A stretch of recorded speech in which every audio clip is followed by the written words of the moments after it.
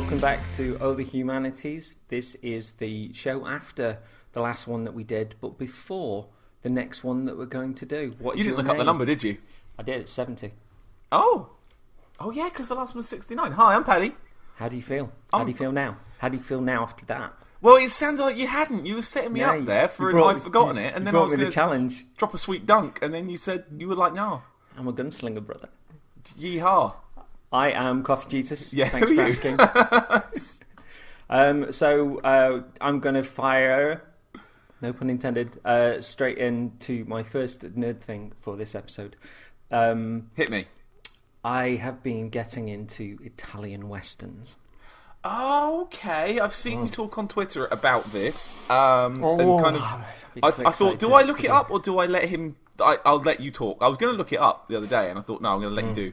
So yeah, a while back, I saw this box set of Italian westerns under the banner of the Sartana collection. Mm-hmm. Now, Sartana is a series of films, apparently a little bit Clint Eastwood, with a little bit of James Bond, Dracula, and Mephisto in its bones. Okay. Each one sort of sounded like loads of fun, but at £50 for the box set, I was a little cautious of investing so much into something which might not be my sort of thing. While sourcing out reviews for Sartana, I saw a lot of folks rightly praising the brilliant Arrow video for their work bringing these over alongside the likes of the Ringo films. Still interested in the Sartana box, mind you, but the Ringo film recommendation sort of just lodged itself in the back of my mind. Arrow Video has its own channel in Amazon Prime Video, where for an extra $5.99 a month you can try out some of the quirkier titles and see what moves you. The selection changes each month, and recently the first two Ringo films went on. Now, the Ringo films went on beyond these two, with the likes of like Bob's Burgers referencing that they made a bunch of them.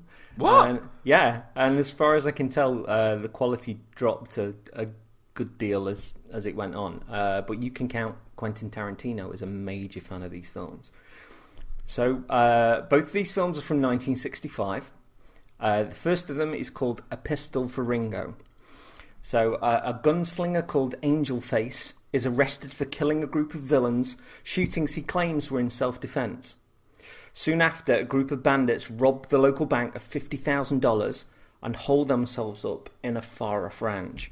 Here they demand free passage back to Mexico, and until that order's given, the bandits will murder 2 people a day and send them on horseback towards the sheriff.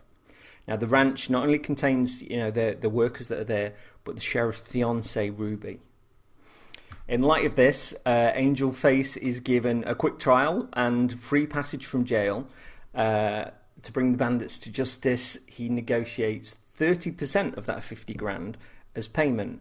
But upon arriving at the ranch, he spills all to the bandits and negotiates 40% to double-cross the sheriff and help them get out of town. The entire cast is fantastic, but the glue is the brilliant Giuliano Gemma. The man is a true film star. He's got like Christopher Reeve levels of charm, with a little sort of mischief in his bones. Mm-hmm. You end up hanging on his every word, and the script's incredibly clever, feeding him these little lines for brilliant delivery and comedy timing.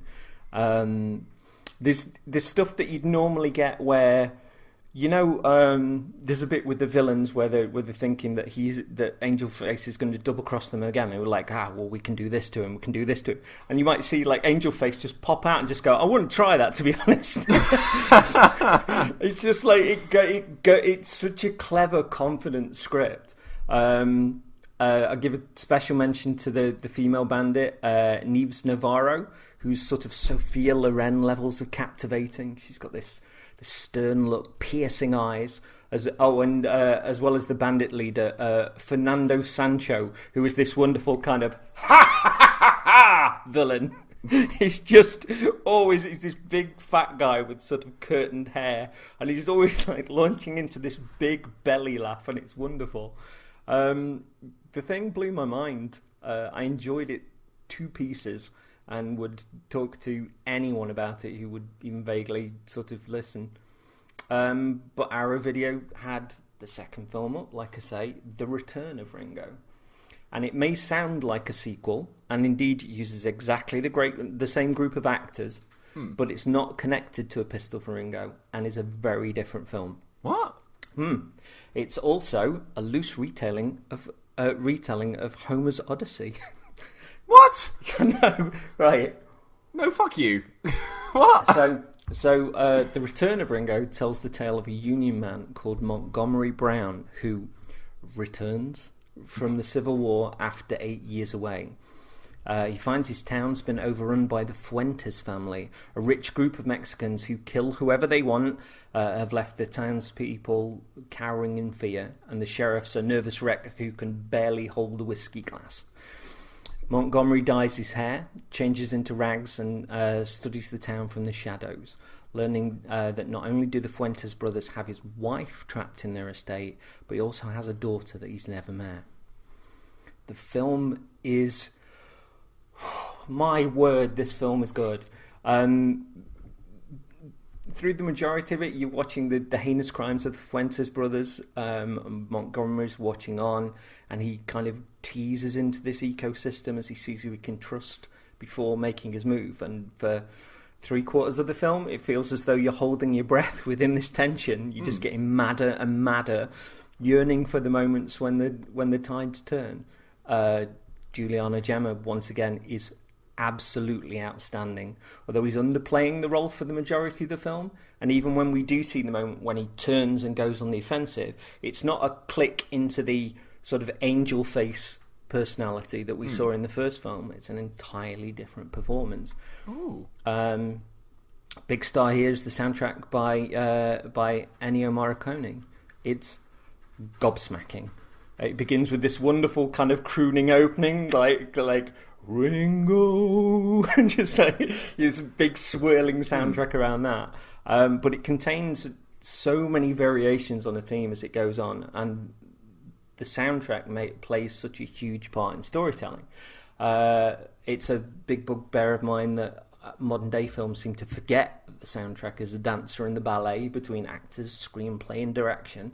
And here, the storytelling soars all the more because of the soundtrack. Like, I'll give you an example. One scene begins with this massive party at the Fuentes brothers' estate with Montgomery, Ringo, assisting a florist in dressing the house. Montgomery finds his old room. In silence, turns the door handle, closes his eyes as it swings open, and walks a number of steps into the room, counting out each step. When he stops, he reaches out his hand and picks up the wedding photograph of him and his wife. Still there on the counter.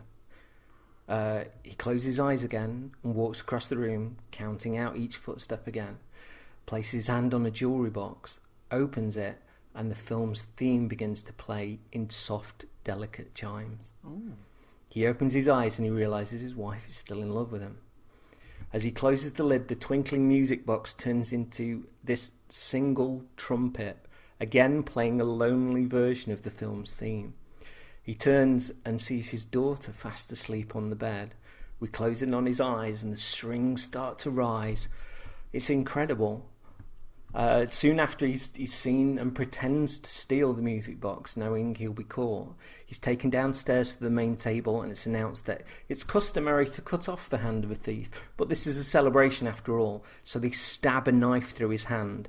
His gun hand, now unusable. It's so good. So as soon as I watched both these films, I bought them immediately. And knowing that Arrow Video really celebrates each release, the disc contains numerous commentaries, making ofs, and I got to dive even further into the legacy of these films. So Pistol for Ringo and The Return of Ringo are on the same disc as well. Okay, which is even better. So there's a documentary with critic and Ringo enthusiast Tony Raines, who educated me about where Italian culture was at this stage. And much like Hong Kong, the uptake in televisions had been far, far slower than in the rest of the world. So cinema was still huge. If something was a hit, then there would be a deluge of similar films, copycat stuff, all until the popularity died, the new thing hit, and the cycle happened all over again. The disc contains the Italian version, which is a longer cut, and a shorter version, which is dubbed into English. Apparently, the latter showed in British cinemas as B-movies. The long lost art of a film appearing before the feature that you paid to see. So if you're going to see Star Wars or something, you might see something like this. Which is how a lot of folks who were passionate about Italian Westerns got into them. So it reminded me the B-movie is lost in the same way as intermissions are, where the curtains will close midway through a film so you could go to the loo, buy ice creams, etc. Mark Kermode did a piece on this recently, stating that movies like Infinity War are asking a lot of their audience to sit there for 3 hours or so without moving, and that in older films they often anticipated the intermissions by leaving the movie on an actual cliffhanger beforehand. So they were anticipating building up to a big moment, and then curtains closed, nip to the loo, talk to somebody about what's just happened so far, get an ice cream or whatever. Then 10 minutes later, the curtains sort of open again, and you straight back in. It's kind of why I don't watch a lot of films these days, because, like I say, I don't have 3 hours to sit and you sit there with a drink. You need a piss.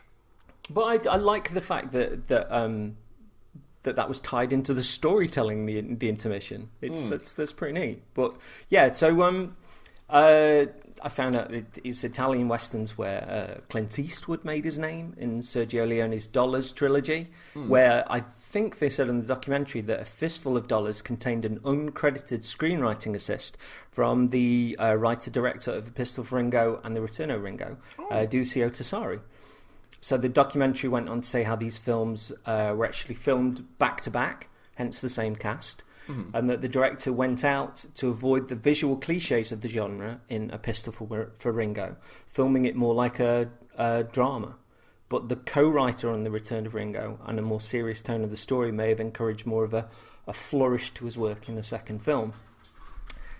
So I've still got 2 commentary tracks to go through, both with spaghetti western experts C. Courtney Joyner and Henry Park.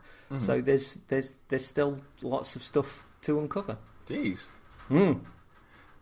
So there's no connection whatsoever between the 2 films. It's just no. It's the Ringo sort of film. Okay, here we go. Sort of like how Simon Pegg and Nick Frost are in the films together, but they're not the same characters. You've got it. Yeah. Hey, smart. You can watch them independently, but like I say, it is the same cast in both films, but they're all playing completely different roles in them. And forgive me if I missed this, right?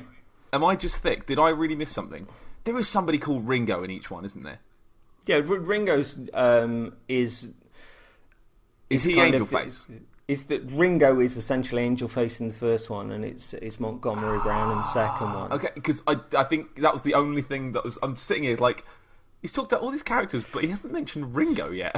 Because like in obviously like Sartana is the main character in one. Django is another one that's a really big Italian Western series where the lead character is just Django, I guess. But yeah, it's just superb. I really, really loved it, and like I say, totally took me back because I was going into something that I knew nothing about, and all of a sudden I had 2 films that rocked my world, and then I ended up buying the disc, and I got educated about Italian cinema, and that to me is just glorious. That's great. I mean, and the thing is, you've timed it quite well as well, because Red Dead's out soon, isn't it? So for people getting on the cowboy tip, this could be a nice way in. Well, it certainly is. Moreover, they're just supremely entertaining films, and obviously. So where did you get the thing to try them on? Did it just crop up in your Arrow thing and think, I'll give that a go, or did you see anything for it? Have you had someone recommend it, or was it just oh, that looks fun?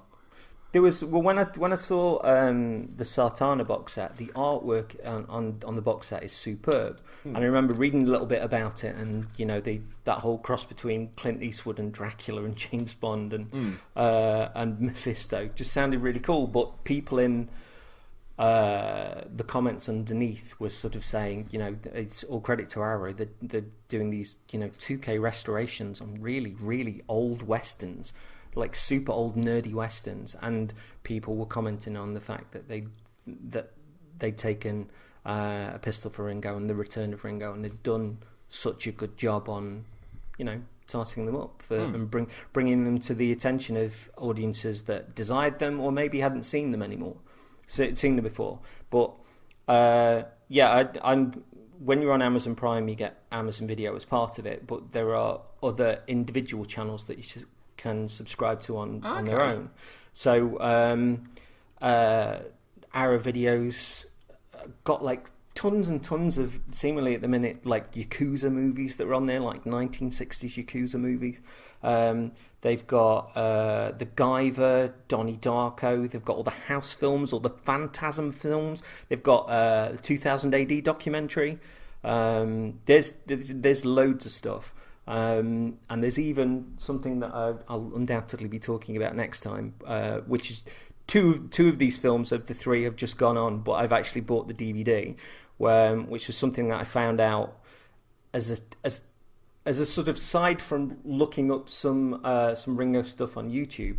I got a collection of Blu-rays called the Bloodthirsty Trilogy, and they're 1970s Japanese horrors by Godzilla Studio Toho, but it's Japan doing Dracula. Okay. Yeah. But set in like modern day, 1970s Japan. I'm like, and apparently all three of these films are fantastic. So I was like, I am up for that. That sounds really quirky and really cool. So yeah, it's just, I used to, one of the things that I used to do is I used to review world cinema stuff for a newspaper. So back in the day. So it's nice to get into something that I'm not familiar with in that regard, and just super nerd out on it.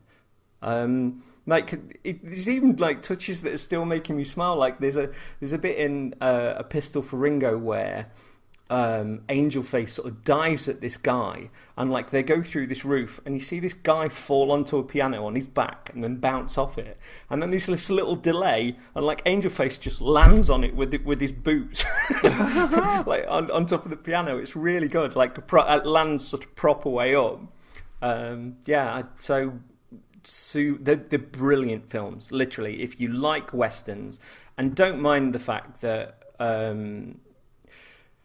It's Italian cinema is very much like they'd record, but they dub over their own language over the top of what they'd recorded.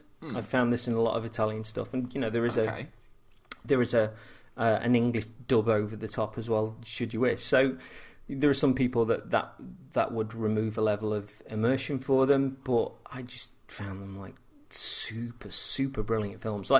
And it's so wonderful to watch something and just go, I have to have this forever. And leapt after watching sort of The Return of Ringo and bought the disc with the two of them on. Had to have it.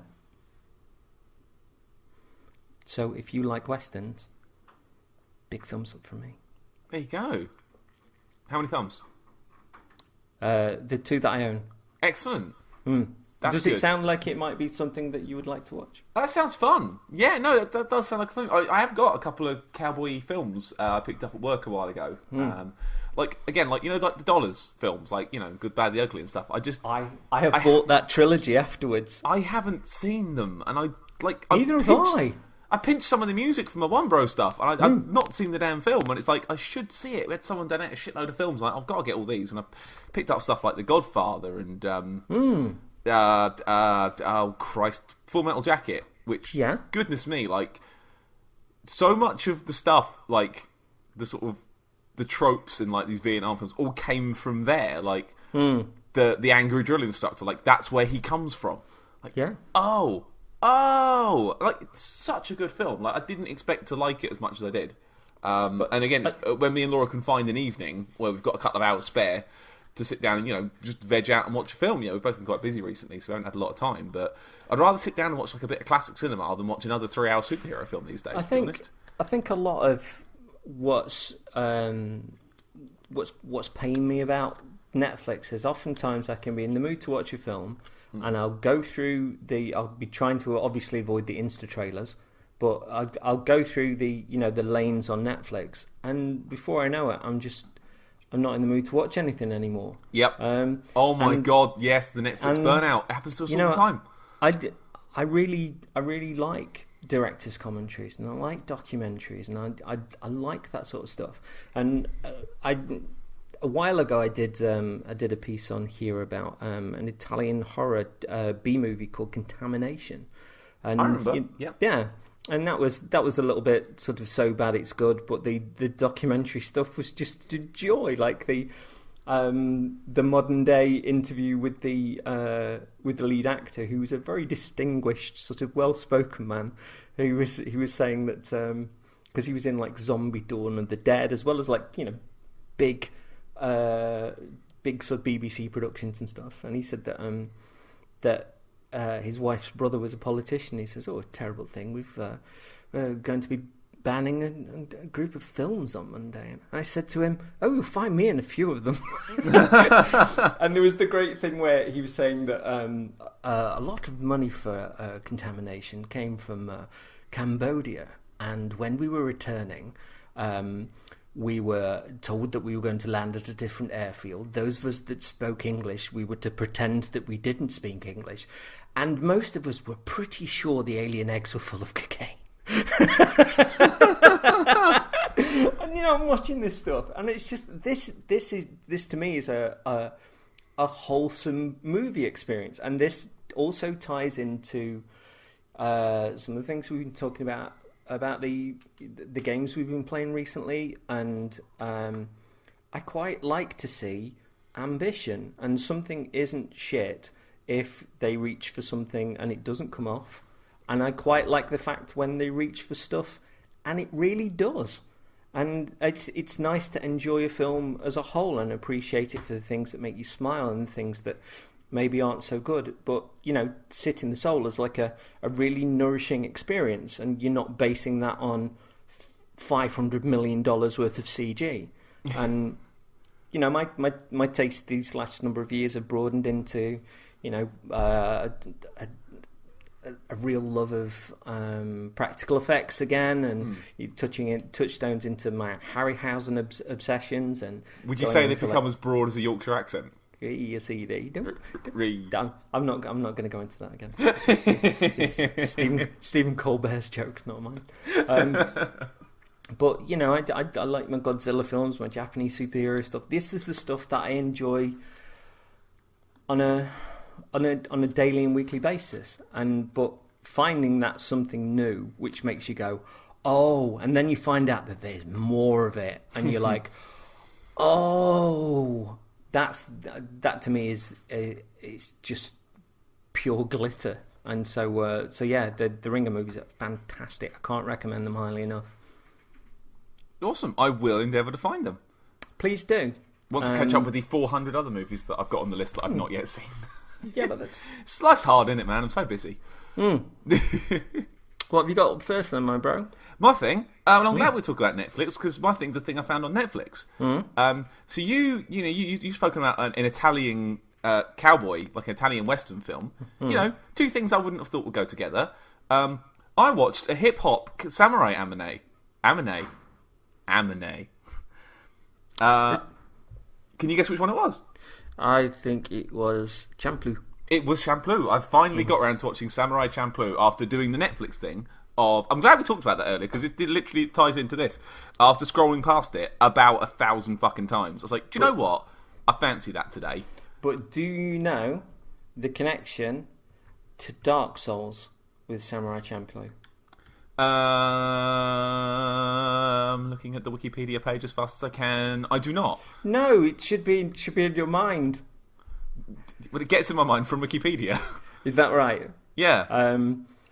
Yeah. As far as I'm aware, no, it's not. No, I'm full of shit. I thought. No, I must be thinking of something You're full else. of shit. Yeah, sorry. After all that moment of glory, I'm. Don't worry, we've got a Dark Souls thing coming up later. Don't worry. So yeah, I decided, me and Laura decided to sit down and actually give it a go, because again, it's one of those sort of classic ones that you're not supposed to have watched, but like one of the ones that everyone's seen and you really should. Have you not seen this before then? No, we watched this for the first time a couple of months ago. And obviously then the nice connection between our first two things is the fact that a lot of samurai films ended up coming across the West and being turned into Westerns. There you go. That's clever. See, I found something good. You did it. Well done, you. So yeah, we kind of gave it a go. I think we wanted to watch some anime, but the problem we have with Crunchyroll sometimes is if we've had a bad day, like, I don't want to read. Okay. I don't want to read. I want to listen. I want to listen and watch and eat my dinner and not have to stare at the screen. And I don't mind staring at the screen because, like, we've been day and date with My Hero Academia and Food Wars and not the new series of JoJo because Laura's been away this weekend and I'm not allowed to watch the new episode yet, and it's tearing me up inside. It's actually tearing me up inside that I can't see it yet. I will interject that I wasn't full of shit, and I am correct on this. That 5 episodes of Samurai Champloo were written by one of my heroes, a guy called Dai Sato, who was one of the people who started up Frog Nation, who are a translation and dubbing company who did Dark Souls and Souls and all that sort of stuff. So yeah, I am right. Okay, you can stop Googling now. Sorry, and you know when you've got like a piece of info, you know when you've got a piece of information you were like, I'm sure that's been there forever, and it was right, and it is. You're welcome, internet. Well done. So I've seen a lot of director Shinichiro Watanabe. Cowboy Bebop boy. And I'm going to do the cane and rinse thing. I'm apologising for pronouncing the name wrong. Space Dandy as well, because you're a big fan of that, aren't you? So obviously Cowboy Bebop, me and Laura watched that when we were like 19. Like, she had it and I watched it. Like, that's part of how we kind of met and, got closer, because we sat and watched through her anime collection. And oh my god, she's got some trash. But Cowboy Bebop was one of the things that stood out. Like, this is fucking cool. Like, this is not what I expected. And I'm sure that I'd seen it on like Cartoon Network for maybe 2 minutes when I was young. Like, when I was younger, and because I didn't really get a lot of Sky time to myself, certainly not at the time of night that would have been on, I just didn't see it. Like, I never would have watched it at home. We only had the one Sky box, and mum and dad generally controlled it most of the time. It's fine, I was 16. What am I going to do? Say, I want to watch my program. I want to watch my cartoons. So we watched that with Laura, and then a few years ago when Space Dandy turned up on Netflix, I remember seeing a trailer and it's like, well, that looks like it's exactly for me, doesn't it? About just a big dumb idiot flying through space having a fun space adventure. Like, it was ridiculous and I loved it. It's like, that's by the Cowboy Bebop guy, really. And they had an episode with the fridge monster in it. It turned back up as just a thing in the background. We also watched, before watching Samurai Champloo, we watched Terror in Residence as well, which I know you've seen as well, haven't you? Yeah. Which I kind of didn't like. Laura liked it. It wasn't really for me. I saw the first few episodes and quite enjoyed the stuff that I saw, but I don't know how it sort of ends up in that regard. Yeah, I couldn't click with it. I didn't like the main characters. They just seemed like pricks. I couldn't find it. Well, that's normally a precursor for you actually liking something. But the wrong kind of pricks. I like smug, self-satisfied, big mouth idiot pricks. That's my kind of prick. Not the sort of smug, self-satisfied, quiet, scheming prick. I like my pricks bold. Because I actually think on when Terror in Resonance sort of came out, I actually think that I took a step back and I watched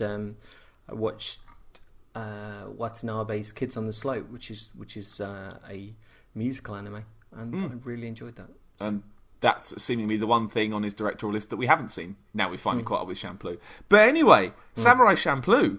I mean, I've not written extensive notes because I don't think I need to. It's so fucking cool. It super is. I didn't expect it to be like. I actually think it's at some points cooler than Cowboy Bebop. It keeps the cool up in different ways. Certain episodes, we're sitting there and like grinning the whole episode. Like, it's so well put together, like so atmospheric, and the way the artwork, the animation, and the pacing all comes together in the same way that Samurai Jack has those episodes where it's just quiet. And stuff's happening, but it's quiet. And there's those moments of downtime that make the action stand out all the better. when they're just walking, or they're just in a town and it's quiet and they're thinking about stuff, and those moments set off the action and the cool fights so well. We banged through the whole thing in probably a week and a half. Wow. 2 or 3 episodes a night, because we just said another one every single night. It's like, yeah, more. So for those who don't know what Samurai Champloo is, it is a show about 2 samurai and a girl, Mugen, Jin, and Fu, who are on a journey to find the samurai who smells of sunflowers. It's set in kind of like an alt-reality Edo period Japan, which is sort of between the 16 and 1800s, because I googled it earlier. And it's kind of alt-reality where there's kind of like cool late 90s, early 2000s hip-hop and kind of culture stuff mixed in. So some of the samurais will have like glasses on, and there's one episode where there's a beatboxer in it for the whole thing, which we didn't expect. And there's an episode in there about graffiti artists and how they're trying to outdo each other. I think one of my favourite ones is they end up coaching a baseball team for a fight against Americans who want to invade Japan, and they bet it all on a baseball match. And this is like very near the end. This is like episode 21 of 24 or something like that. It's like, this should not be in the final arc. This should have been like a mid-season fun episode at best. Me and Laura like to call those episode nothing episodes.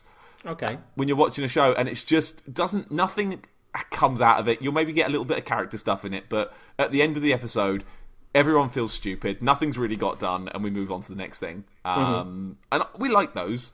Like a good, pleasant... And we saw the trailer for like, next time, the next episode one.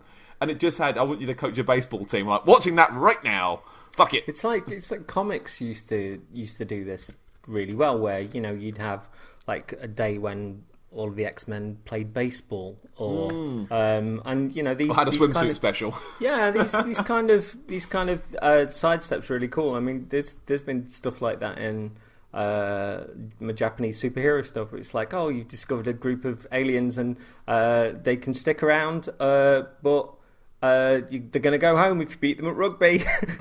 And it's like, all right then, that's fine. I like it when stuff plays. This is exactly that.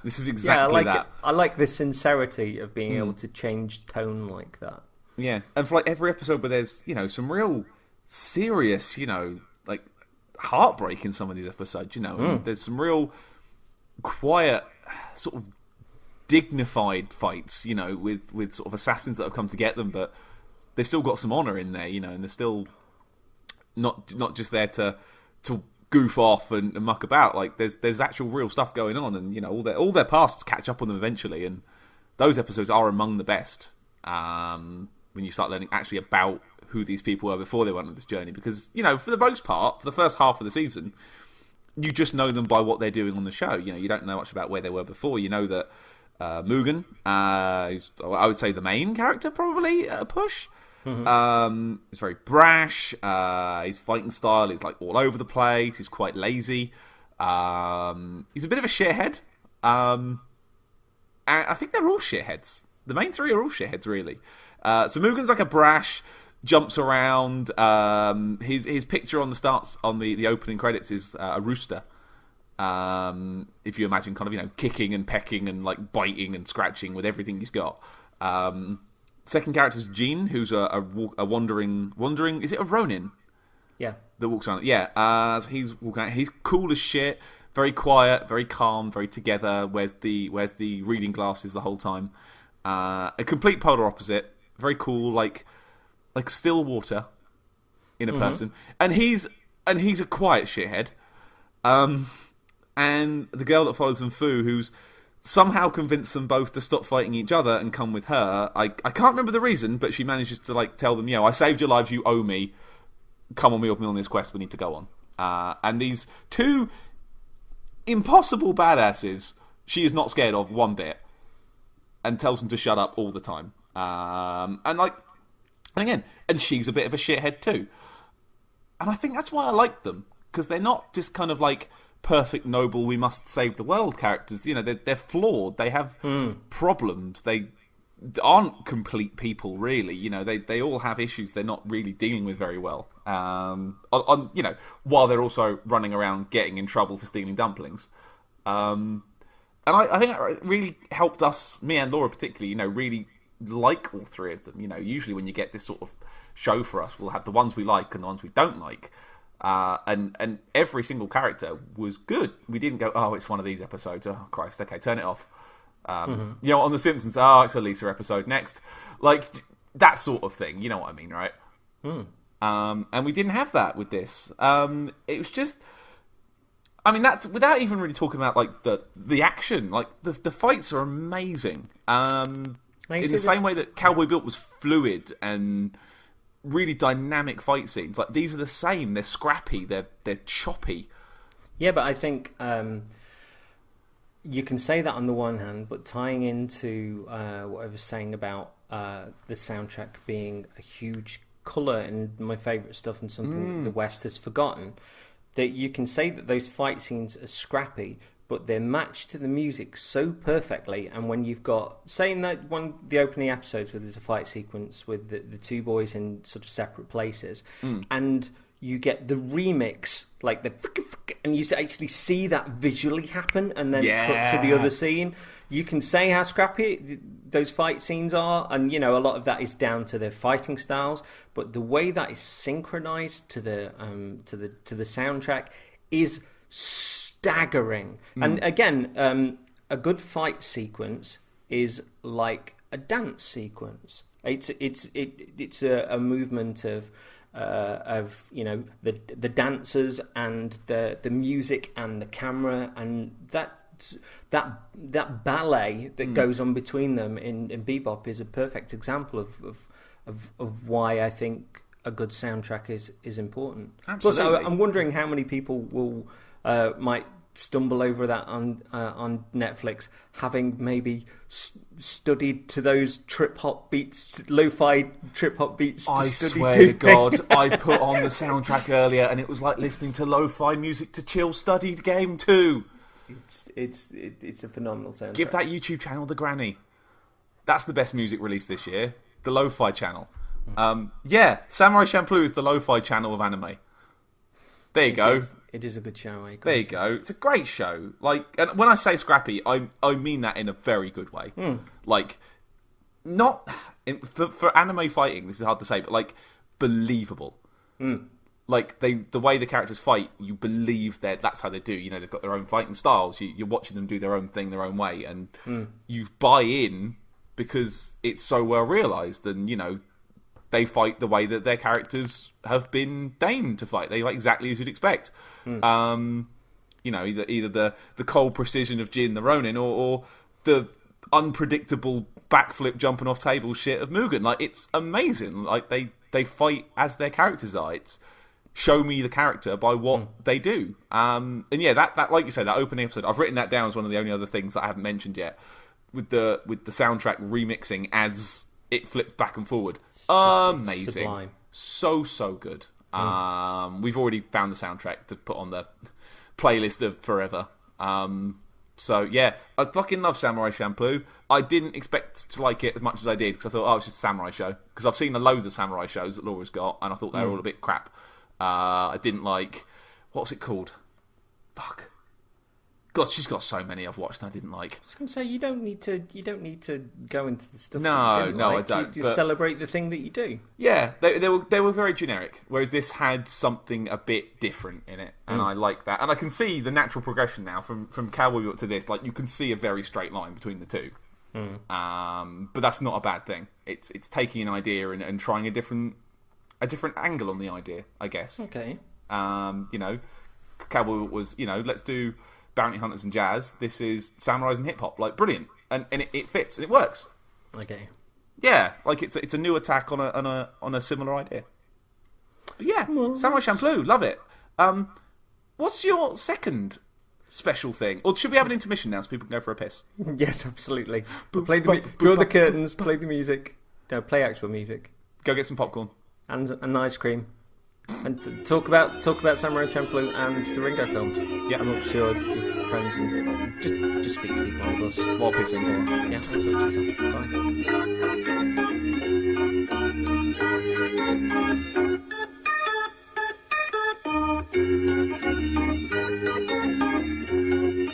Bye.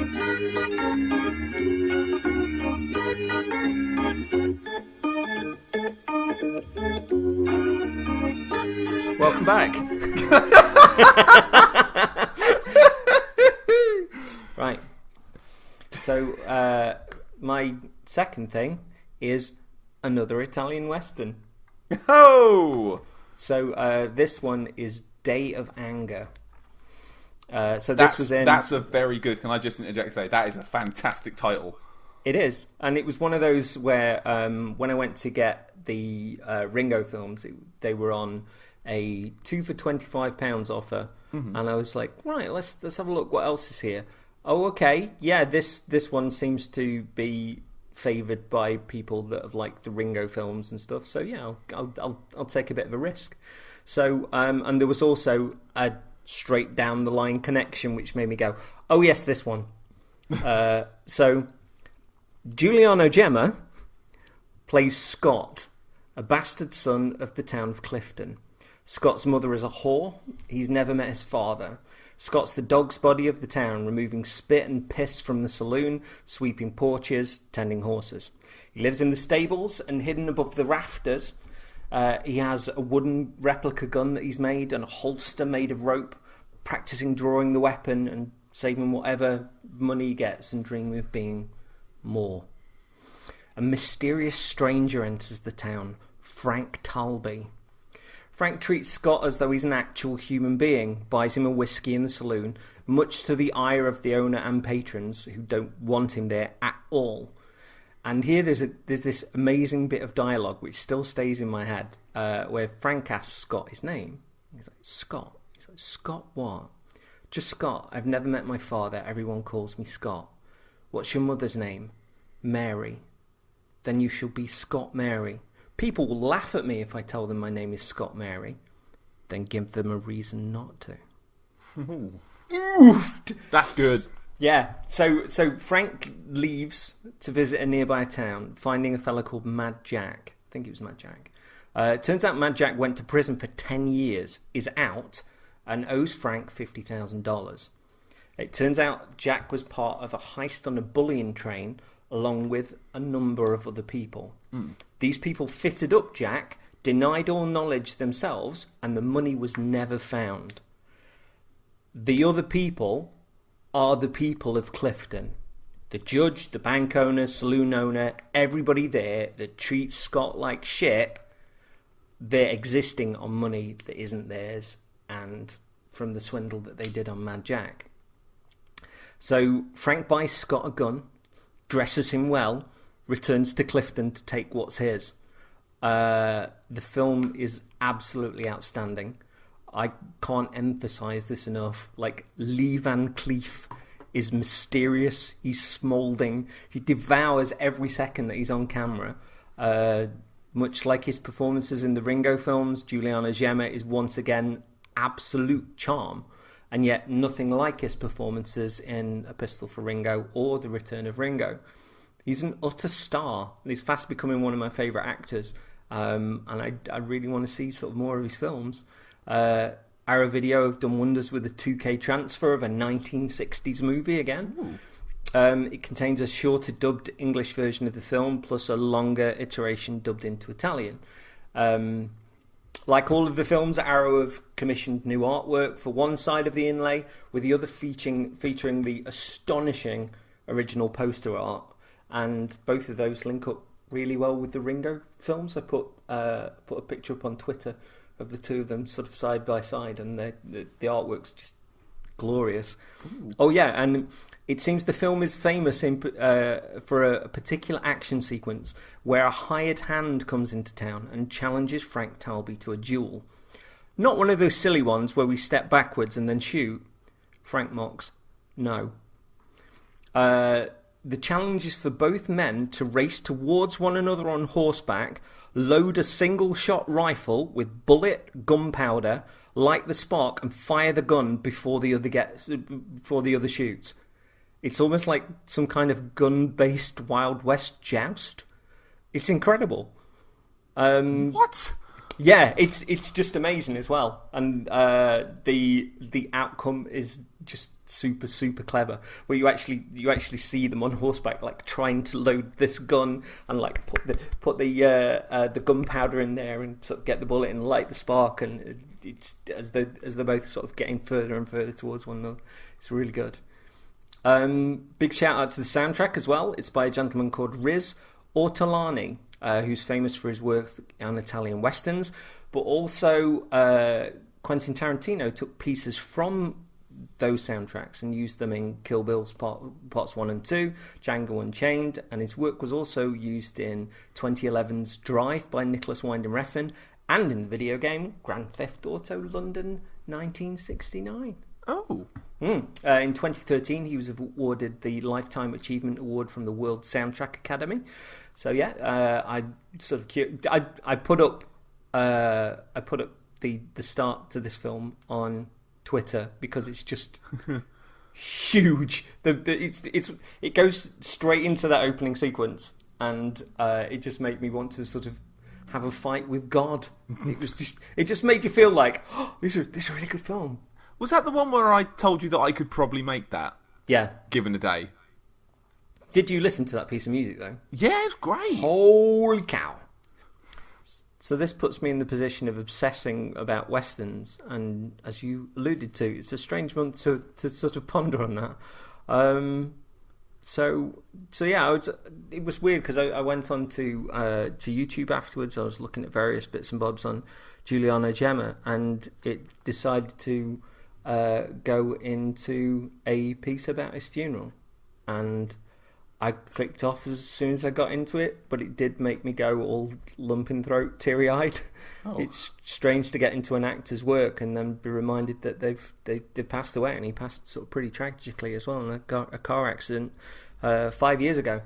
So yeah, that was another thing that kind of, I know, it's still there when I think about how much I'm enjoying his work. But yeah, on a brighter note, all Western posters are amazing.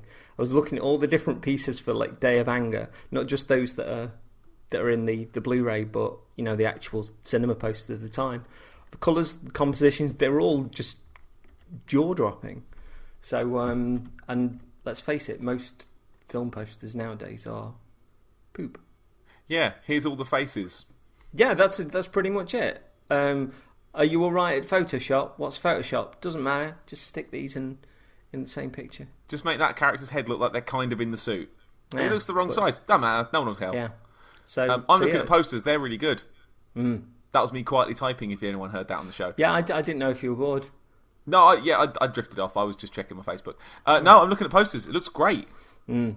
It's just a fantastic film. And, I know who that is. Yeah, Lee Van Cleef. Lee Van Cleef, yeah. Lee Van Cleef! He's in Magnificent Seven, I think. What a face. Yeah, he's really good. And obviously, he's dubbed into Italian for it, but it doesn't really matter because you just get into it. But yeah, Frank Talby's a fantastic character. Super, super fantastic character. But proper love the film. Another one of those where I'm glad that I own it because I'm definitely going to watch it again. But it's just added to the curiosity to find more of these sort of old gems and fall into more of them. Mm. That's cool. Mm. I'm definitely going to watch some of these. These look cool. Mm. We caught a random Western at Laura's parents' house a while ago. I don't know what the hell it was, but I was quite enjoying it. Well, I remember as a kid when, back in the day when we only had 4 channels on telly.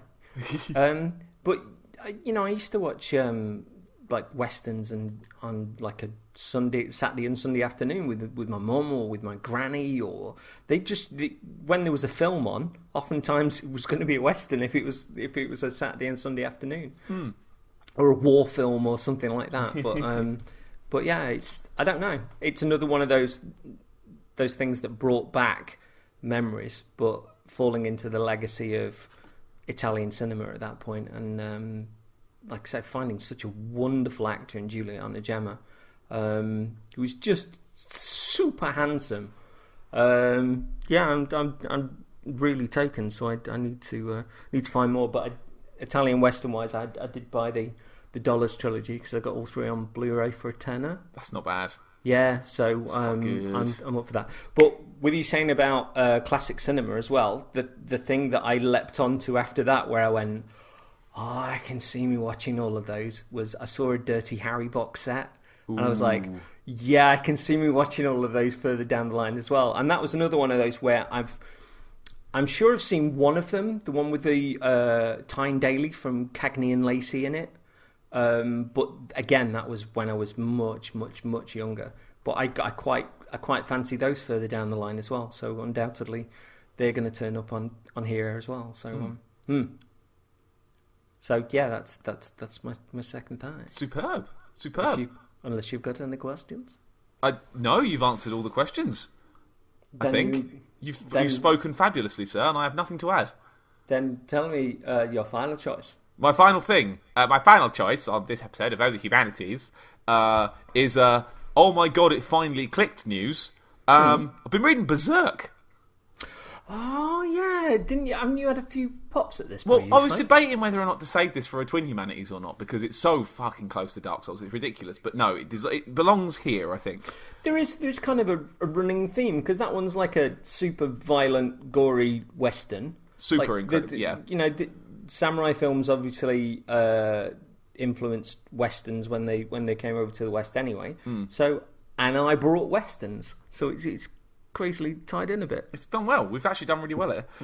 So yeah, like you say, I have tried in the past. I have tried to get into Berserk in the past, and I just couldn't click it. You know. So what brought you back to it? I have no idea. I nothing. Literally nothing. A lot of the chat that goes around the Souls community, is how much Berserk is a touchstone. I know the Bonfire Side chat guys have talked about it quite a bit. I've had a couple of conversations with people online about it, and a couple of the YouTube channels are like the Two Best Friends channel. They're always talking about Berserk and Guts and Griffith, and I'm like, can you give that a go one day? I really should try. I think our friends the Gavins are very much into that. Yeah, that as well. I think Chris Marshall as well. Is up for it. But yeah, fucking Berserk. So I tried several times to get into it, and I found it online somewhere for a reasonable price.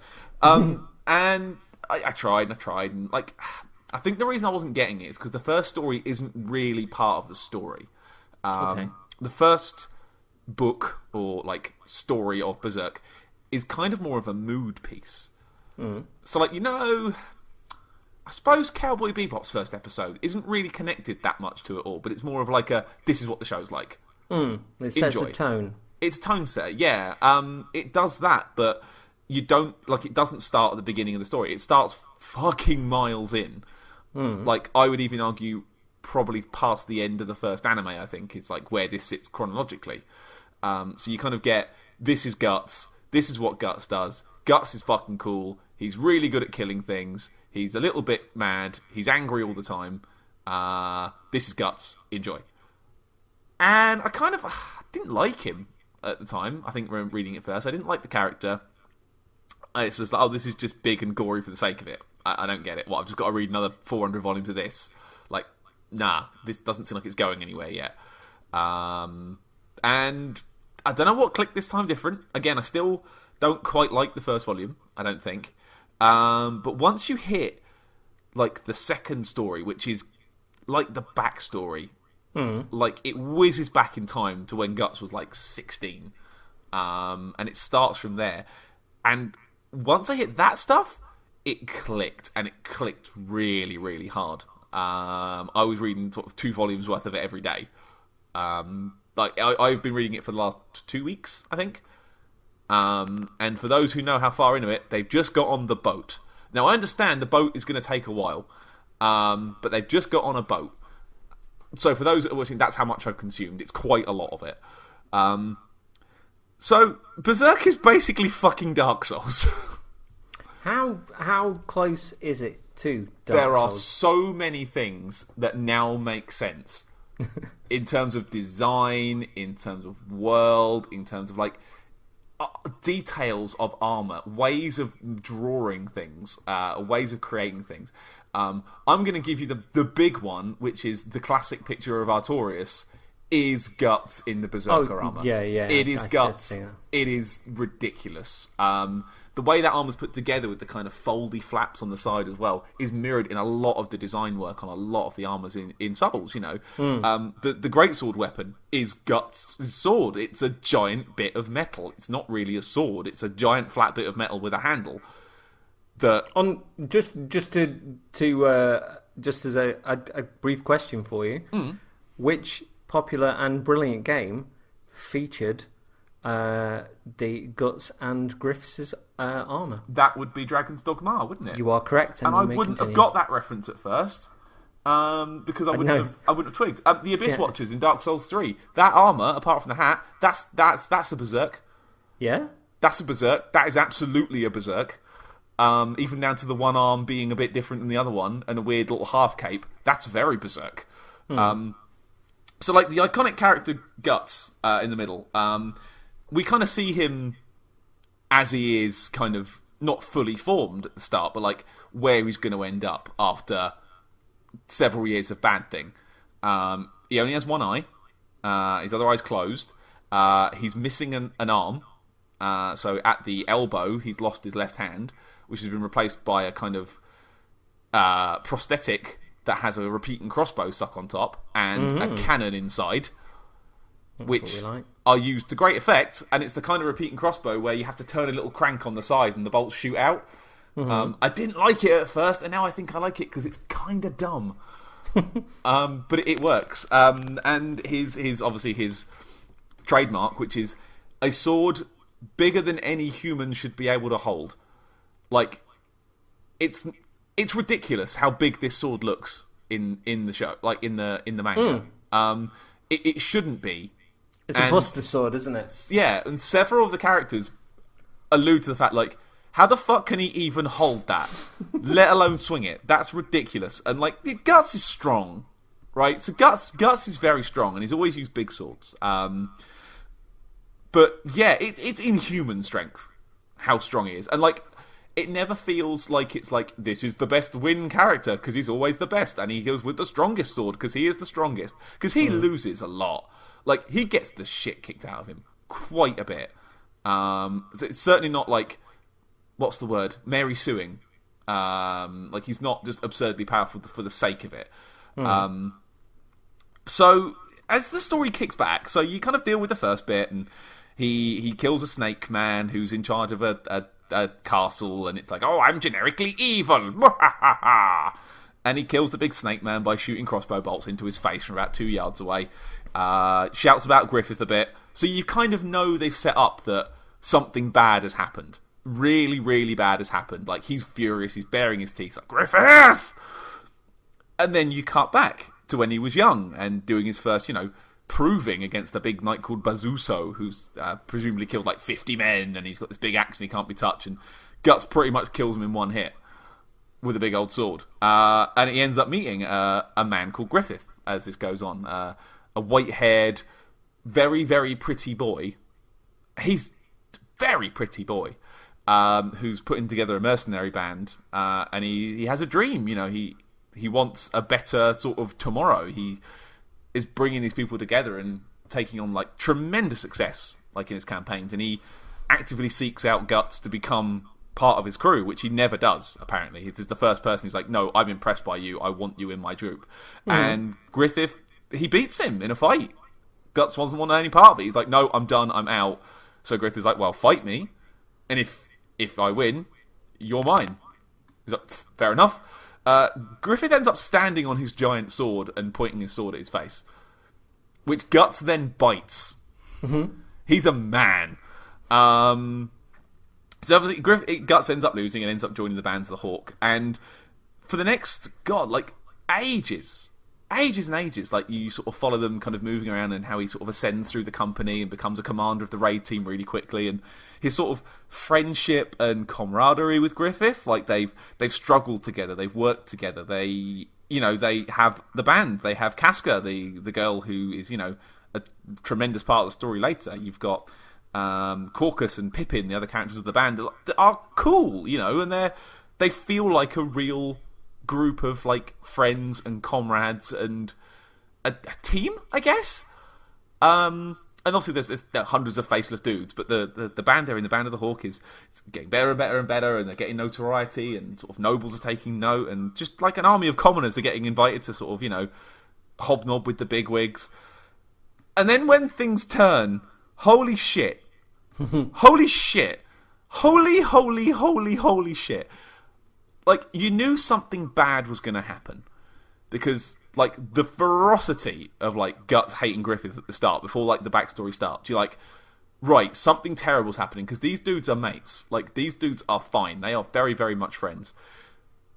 I don't even want to talk about it that much, because it was that good. Like, Griffith does something really unspeakably terrible. To give Guts good reason to hate him until he was dead. Like, absolutely hateful. And, like, I get it now. In that one issue of the manga where it all starts kicking off, like, wait, what? Wait, he's doing what? No! Oh, Griffith, you fuck! But until, like, you get there, you're like, I don't understand where this is going. Like, he just seems like a nice man. And he's had a bad time, but he's a nice man, and then things change, and that's when the sort of series starts taking on a more supernatural tone. The demons from the sort of start, the sort of Snake Man, the demons start kicking in properly. They've opened the gate between the real world and the spirit world, and Guts is now plagued by, murderous evil all night, every night. He fights, that's what he does now. He travels and he fights, that's his whole job.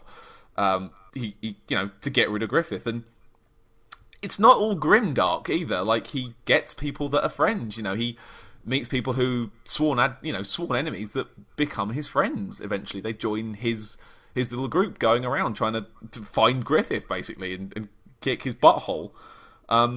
Like, it's very vicious. Like, it's violent, but it never feels excessive. And it is excessive. But tonally, it works. Like, it's not more than it should be designed. Like, it's a violent world. Guts has a very, very large sword. He's very, very strong. Things do get scorched in half and splattered, and, heads get bashed in and stuff. There's an amazing point where he's trying to sort out a fairy or an elf problem. And there's these kind of fake elves that are a bit evil. They're called Picatas or Picanas or something. And he turns his giant sword sideways and swings it through them and splatters them all like bugs on a windscreen. How are you getting on with the artwork? It's crunchy. Oh, it's crunchy. As it goes on, like, it gets... Some of the fight scenes are a little hard to follow. But as long as you can see the swoop of the sword, you're generally okay. Like, hasn't the guy been doing, like, writing and drawing this for something like 23 years or something? Yeah, it started in, I think, 97, I think, maybe, or earlier. It's crazy. It's a long thing, and it's gone on hiatus several times, apparently. And this understandably. Yeah, well, this boat thing, apparently, it has been a long time they've been on the boat. They've just got on the boat for me, so I'm looking forward to several issues of boat stuff. But for all the grimness of it, and for all, like, the artwork can be quite crunchy and hard to read at times, but, like, for all the grimdark and, anger taking over and the armour that he wears, becoming more aggressive and sentient with him, there's lots of, like, human moments. There's, like, nice, light moments in there. Like, it's funny at times. So you're getting your contrast in there. I like that. Yeah, I didn't expect to, like, laugh. Like, a lot of the side characters that kind of follow along, they bounce off each other really well, and you do get these lighter, nice moments of friendship and, life, almost, in this horrible, grimdark, murderous world. And then we decided to try and find the anime. The original or the recent one? The original, because, my God, I've seen some things of the recent one. Yeah, but even in between those, I've seen the first of the movies. It's the Golden something arc, isn't it? Yeah, and I enjoyed the first one that I saw a great deal. Well, I'd like to go through it. So I've heard the original anime is supposed to be astonishing, and we are about 4 or 5 episodes in now. How are you getting on? I really like it. Laura's been watching it with me because I said, like, I think you might actually like this, Laura. Like, it's not the touchstone I had for Laura, because she saw the thing. She's like, I don't really care about that. It's big angry sword guy. I don't care about that, and I get that. I do get that. But the way the manga goes, it touches on something that we've both loved before, which is Gungrave, the anime for Gungrave. How episode 1 is this big sort of, tone setter of what's to come. Here's a cool undead cowboy guy and there's zombie monsters everywhere. And then episode 2, right, we're back in the past now. It's just some nice boys going around who want to be big star gangsters. And like half of the show, and I would even argue like Berserk, a significant portion of the early volumes of the manga is that sort of lead up to the bit where it all turns. Gungrave, half that series is before he even becomes the undead cowboy, like when he's just a guy. And I said to Laura, that's what it's like, and she's like, fair enough, I'll give that a go then. And she's enjoying it, not as much as I am. But I'm kind of coming at it from like, I know what's coming, and I think it's quite a faithful adaptation. They've changed a few quite problematic things early on that are a very good idea to take out, and if they ever did any sort of new adaptation today from the very beginning, they would have to take some of this shit out. It's not cool. But the stuff they changed makes sense. I think the animation and the artwork on it is very good for the time. Like, it was 1997, I think it came out. Okay. It's not new at all. The soundtrack's pretty good, apart from the intro music, which is terrible. It's really, really bad. And I think we're watching a dub on YouTube. It's all there on YouTube. You can just search in Berserk 1997. There you go. Here's all of it. Go. I think the voice acting's okay. I actually like it. I expected it to be very kind of hammy and, oh my god! But it's... Oh, so you're watching it in English then? Yeah, we're watching it in English, yeah. That's the one we found on YouTube, so that's the one we're going to watch. And I like it. And I think Laura still doesn't like that he's called Guts. Because in Japanese, it's closer to Gats. But he's Guts now. Like, it's a weird name, but that's his name now. Just enjoy it. But I'm really, like, genuinely enjoying it. And, like, little things. Like, there's a beast... that kind of becomes more prominent as the story goes on, like this big, teethy, dog beast thing that haunts Guts. In Dark Souls 3, when you cross the bridge to go onto Irithyll, the thing that runs after you, it's that. That's the Berserk beast. Really? It's basically that. Wow, they've lifted a bit then. It is phenomenal how close that is. It's like, that is just the Berserk beast, don't even. The Winged Knights in Dark Souls 3 as well, like the fat guys with the halberds, look a lot like Bazuzo from the early part of the thing. A lot. It's not perfect, obviously. It's quite different, but they look quite similar. And a lot of the art designs share very similar touchstones. And like, now having read it and now thinking back, actually, yeah, a lot of that stuff is pretty similar. The Alva armor in Dark Souls 2 has kind of touches to it, like it looks. Oh, that's a bit berserky, isn't it? But I don't mind, because now I see where the inspiration comes from to get there. Like, it's the history of the Souls games that I've never got. Because everyone's, oh yeah, there's loads of little touchstones, and I've read Berserk, and then I played this game, and it's like, oh, I get it, there's cool stuff there. And, like, being able to see the through line for how some of these designs came to light. And don't get me wrong, the Souls designs are unique in their own way, but you can see the inspiration. And it works. The inspiration they've taken is not just to like, oh, look, because that's good, we're going to use that as well. Like, it fits within the world they've created as well. And yeah, I'm burning through. I'm on episode, I think it's 290 of the 380 that are out at the moment, I think. Wow. Yeah, I've eaten this thing. It's something I've always been curious about, but I've never sort of dived into. And like you were, I've always been, I don't know, interested to see its connection to soul stuff, but also to experience it as a whole. And the taste that I had from that movie, I enjoyed. So, well, I would say if you're gonna read either read the thing or give the first story, just put it in your mind as this is a taster. Okay. The real story starts on episode 2 or volume 2. That's when once it hits back to when Guts was about 15. That's when the real story begins. And I get why they didn't start with that, because it would be a bit of a slower start and it wouldn't grab people as much as the way they did it before would. It's a much slower, like, oh, why is this cool? It's just a kid with a sword. This isn't cool. But, like, starting off with, no, this is what he's going to be. He's going to get there. Don't worry. He's coming. It gives him something to, like, well, I wonder when he loses the arm. I wonder when he loses the eye. Where does he get the crossbow? Where does he get the sword? Like, there's all these little questions. He's such a cool collection of bits. You're like, well... He's got none of those bits when he's 16. Where do they all come from? And it's not just like, oh, sometimes you see this and they've got the magic sword, and that's the only thing that's different from when they were younger. Whereas this is a massive shift of like how he looks and how he acts, and just who he is. You know, how this world is and how the event in question has changed everybody. It's just a good read, and it's complete. It feels like it's going somewhere. Like, it doesn't just feel aimless. There feels like there will be an end. It's not one of these mangas I think will go on until the end of time. I think there will be an end to it. It's not going to come soon. But I'm excited to see where it goes. It's like Game of Thrones. It's been going for so long. It will end. It's just taking a long time. What do you mean, Peter Stringfellow's Lord of the Rings? Yeah, why not? There's a lot of sex in it, to be fair. No, that's who was it? It was the Stuart Lee. That's what he called Game of Thrones. Oh, bless. Peter Stringfellow's Lord of the Rings, which it is. Yeah, but I mean, fair warning to anyone wanting to give it a go. There's some pretty nasty shit in it. Like, it's not. It's just a manga, but it does cover some topics that are not great. So just keep an open mind as you go through, and if it's not all bad. There's always reasons for it, but it's not great when it happens. Okay.